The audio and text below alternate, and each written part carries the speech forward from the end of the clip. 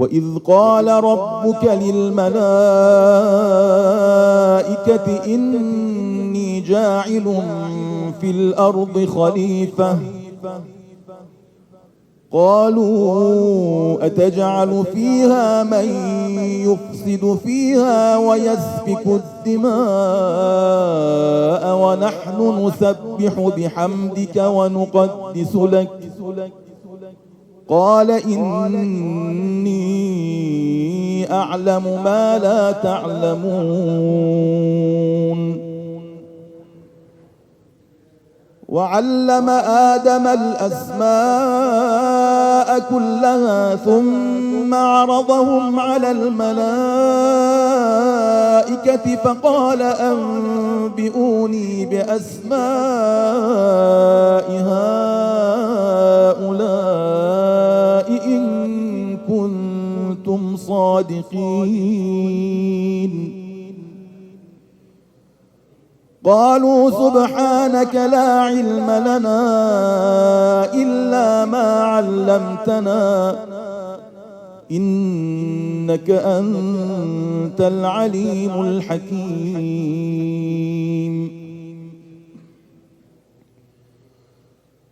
قال يا آدم أنبئهم بأسمائهم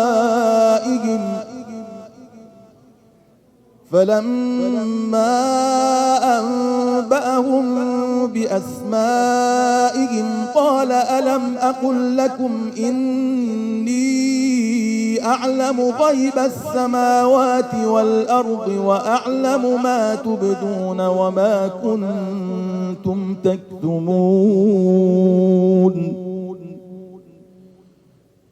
وإذ قلنا للملائكة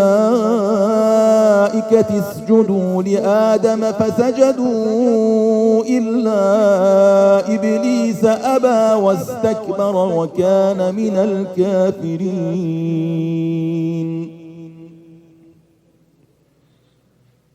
وقلنا يا آدم اسكن أنت وزوجك الجنة وكلا منها رغدا حيث شئتما ولا تقربا هذه الشجرة فتكونا من الظالمين. فأزلهما الشيطان عنها فأخرجهما مما كانا فيه وقلنا اهبطوا بعضكم لبعض عدو ولكم في الأرض مستقر ومتاع إلى حين. فتلقى آدم من ربه كلمات فتاب عليه إنه هو التواب الرحيم.